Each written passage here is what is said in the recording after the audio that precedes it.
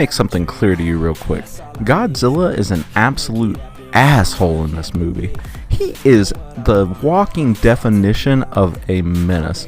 And I'm a day one supporter of the G-Man. My literal first ever stuffed animal that I had as a child, that I have with me to this day, is a Godzilla stuffed animal. This thing's 20 something fucking years old at this point.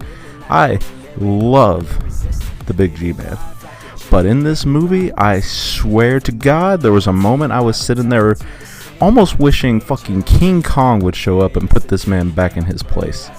This version of Godzilla is a absolute dick.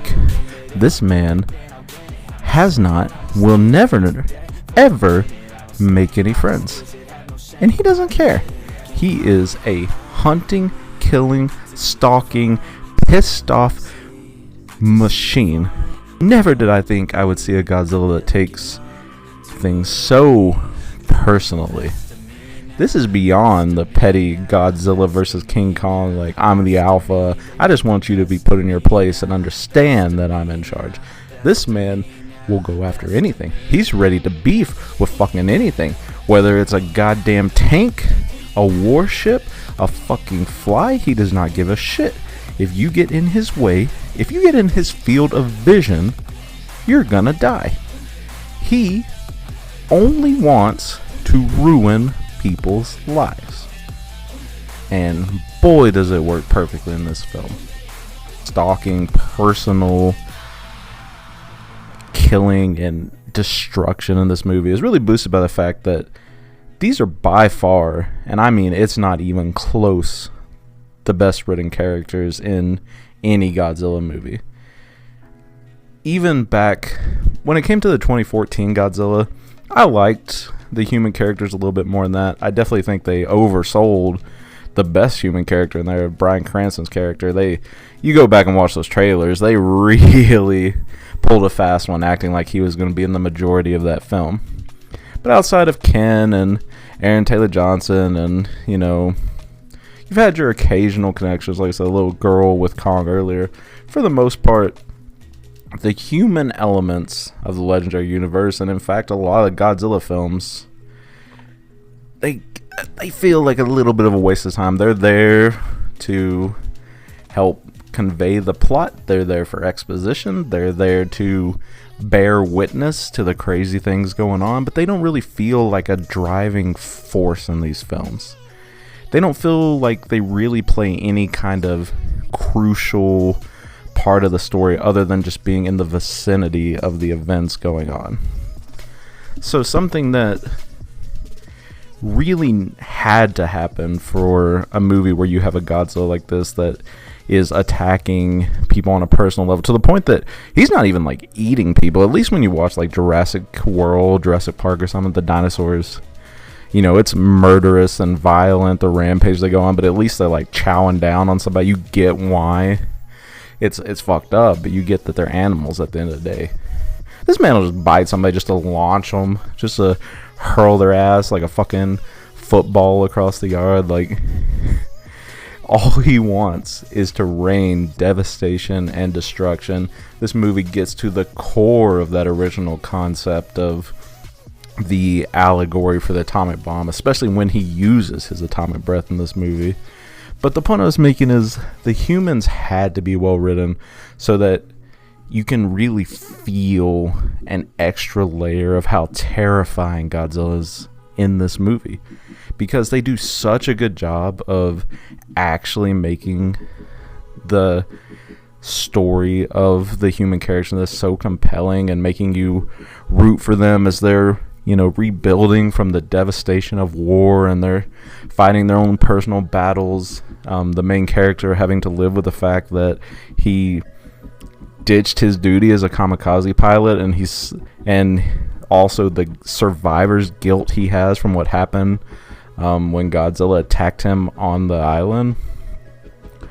And seeing this little mismatched family come together, where you have the love interest who's taken in this child who was just kind of thrust upon her in the chaos of the war, and playing on this element of it takes a village to raise a child, where you've got his co-workers, you've got the neighbor, you've got everyone coming together just to support each other, to rebuild, and their lives are interconnected. You see them going through hardships together, you see them laughing, enjoying dinner, just being together, and it's written in a really compelling way. And the scenes and the dialogue are so well done that there was a part of this movie after the initial scene with him that I almost forgot I was watching a Godzilla movie. I might as well just been watching a really good drama set after the events of World War II. And the fact that they were able to take that part of the film and be so effective with it meant that when Godzilla makes landfall and he's going on this rampage, you are even more terrified, because you already have this terrifying imagery of how he is like so aware of the citizens and how he's so on the hunt and he's wreaking devastation. But you add this element where you really care about the people who are being affected by this attack, which is something you normally don't have in these movies. Like, you know, I was rewatching Kong versus Godzilla actually, and I realized how many people it pretty much shows you're just getting fucking trampled and smashed and everything about this, and it's just treated as, well, I mean, they're just there, they're running away, but who really cares if they get stomped on? And that's not the point of the movie. I don't hold that against it, but this really makes you feel it from the ground level. It makes you feel the fear and terror of what this monster attack would look like. It's, you know, so much we don't really get that in a lot of these monster movies and even anime, where we kind of just see the cool fights and the devastation, and there's not as many that really dig deep into the effects this has on the people in this world. But this movie does a really fantastic job of that, and having that personal connection to the characters gets you as the viewer invested in it, where you don't just feel like you're sitting watching fucking mannequins in the middle of a fight. Like, you really have like a gut-wrenching nervousness for these characters, and it's just so well done. Really loved their characterization, really loved the story going on with them. The imagery in this movie is really good. Outside just the effects, there's some really good shots in here. I mean, the payoff of the scenes we see in the trailer, like him cocking up for the atomic blast and the execution of that, the main character like in the fallout of that, just like screaming like with anger, fury, pain, like so much stuff in here. A really good story with him of redemption and finding the desire to live and, you know, moving forward, finding family and the people around you, finding a purpose when it feels like you've lost everything. There's some really good messaging in this movie.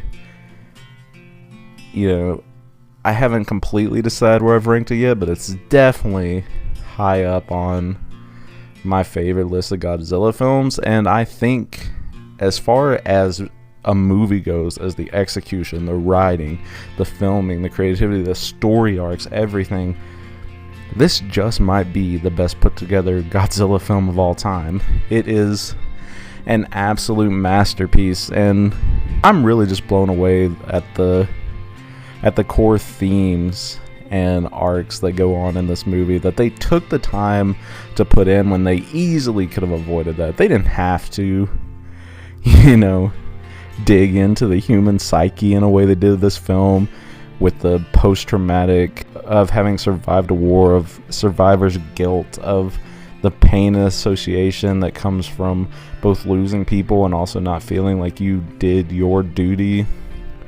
You know, that maybe even though, you know, as an individual you probably wouldn't have changed anything, there's a sense of blame put on the main character, where he feels like if he had just done what he was supposed to do, things could have been better for the people around him.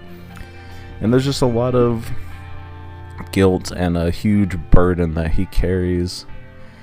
And even the small moments of this, of him and his friends that he works with, you know, forming bonds and working together, of the little moments with him and his little makeshift family. The girl, I think Akiko was her name, she is absolutely adorable in this movie, even in the scenes where she's like bawling her eyes out.